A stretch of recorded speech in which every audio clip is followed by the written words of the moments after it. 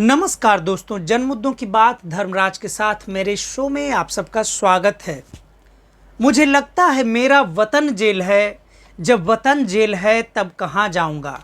ये पंक्तियाँ विद्रोही नाम के भारत के हिंदी के महान कवि की कविता से है। यह कविता रमाशंकर यादव विद्रोही जी की एकमात्र कविता संग्रह नई खेती में उल्लिखित है। इस कविता को न जाने दशकों तक विद्रोही जी ने कितने आंदोलनों में पढ़ा होगा। इस बात का इतिहास उन सभी लोगों के ज़हन में है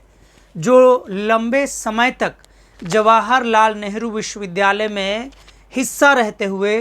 पढ़ने के दौरान अपने छात्र जीवन से लेकर और विद्रोही जी के मरणोपरांत तक उनकी ये कविताएं पूरी दुनिया के जनता के मुद्दों पर हुए आंदोलनों में, जो दिल्ली में हुए, भारत में किसी कोने में हुए जहां विद्रोही जी पहुंचे, उन्होंने ये बातें कही। भारत की राष्ट्रपति द्रौपदी मुर्मू ने मुख्य न्यायाधीश डीवाई चंद्रचूड़ और प्राइम मिनिस्टर यानी प्रधानमंत्री नरेंद्र मोदी के सामने एक कार्यक्रम में कुछ सालों पहले भाषण के दरमियान कहा था कि भारत के जेलों में बड़ी संख्या में दलित, आदिवासी, पिछड़े, अल्पसंख्यक बंद हैं, जेल में बंद हैं। हालांकि उनकी कड़ी आलोचना हुई थी क्योंकि उन्होंने अल्पसंख्यक शब्द का इस्तेमाल शायद नहीं किया था, लेकिन फिर भी उन्होंने इतना ज़रूर कहा था कि भारत के जेलों में वंचित समुदाय के लोग सबसे बड़ी संख्या में बंद हैं। यह बात द्रौपदी मुर्मू उस कार्यक्रम में कह रही थी जिस कार्यक्रम में द्रौपदी मुर्मू से पहले के वक्ताओं ने भारत में निर्मित हो रहे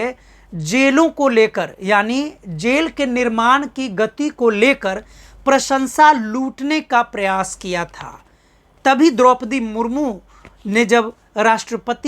बतौर राष्ट्रपति भाषण दिया तो उन्होंने साफ साफ दो टूक शब्दों में कहा था कि एक आदर्श देश या एक आदर्श समाज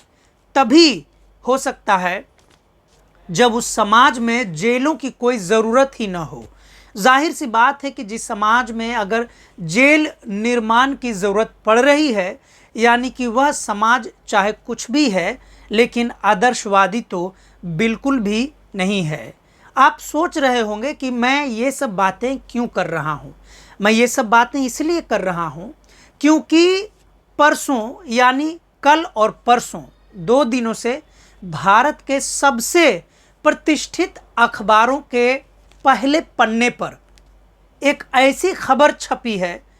जिस खबर को लेकर डिजिटल मीडिया में डर से कोई चर्चा नहीं है। यह डर कैसा है? यह डर उस भारत के उस डर से जुड़ा हुआ है जो सदियों से भारत में विद्यमान है। वह है जातिवाद का डर। दरअसल भारत के जेलों में हो रहे जातिवादी भेदभाव को लेकर भारत के सुप्रीम कोर्ट में एक मामला सामने आया और उस मामले की अंतिम सुनवाई करते हुए डीवाई चंद्रचूड़ यानी भारत के सर्वोच्च न्यायालय के मुख्य न्यायाधीश चंद्रचूड़ ने साफ साफ आदेश दिया है, सख्त निर्देश दिया है। मोदी सरकार को सख्त निर्देश दिया है, केंद्र सरकार को सख्त निर्देश दिया है कि भारत के जितने भी जेल संबंधी मैनुअल हैं यानी कानून है उसमें परिवर्तन किया जाए और कैदियों के साथ जो जातिगत भेदभाव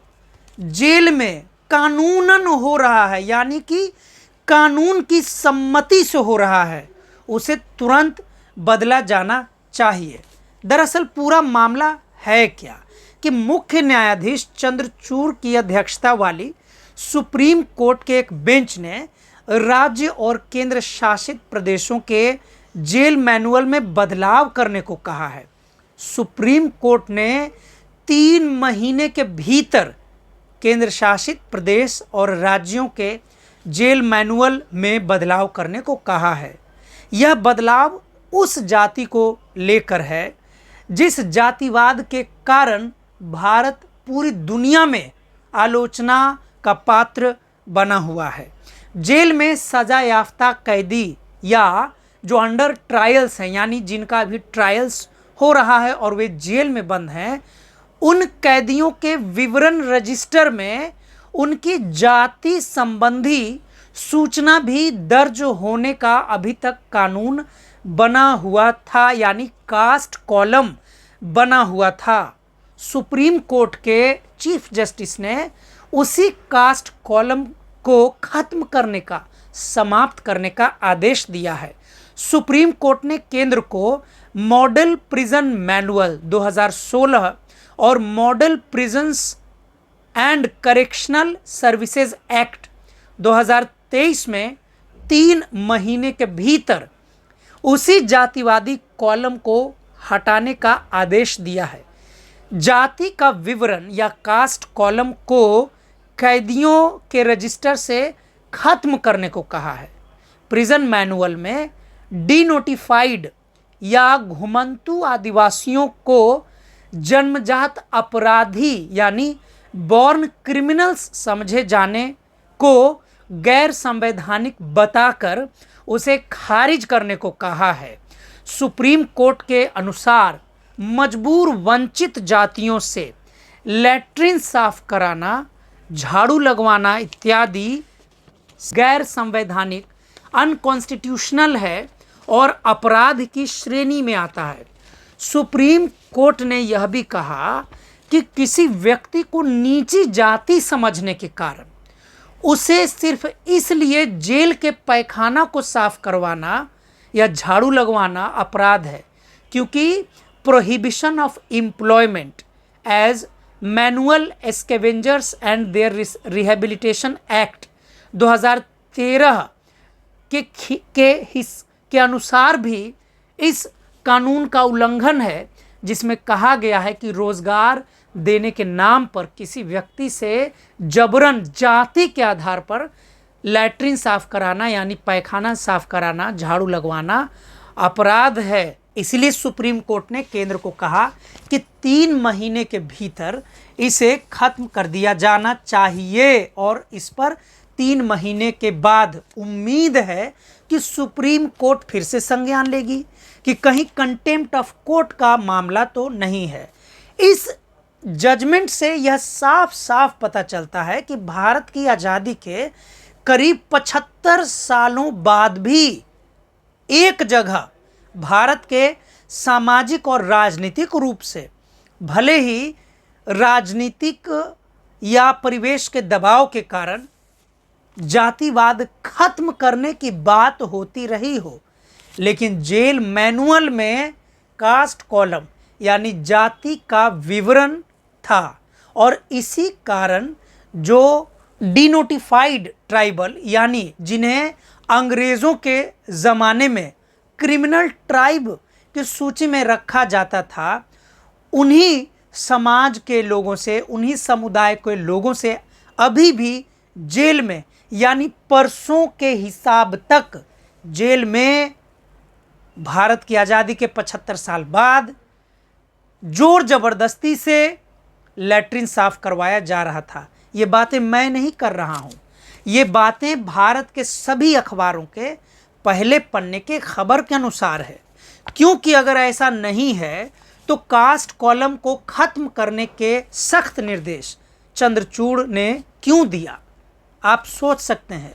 कि जिस भारत में लोकसभा, राज्यसभा, विधानसभा, विधान परिषद में राजनीतिक रूप से जातिवाद को मिटाने का, खत्म करने का लंबे चौड़े भाषण प्रधानमंत्री मोदी पिछले 10 साल से दे रहे थे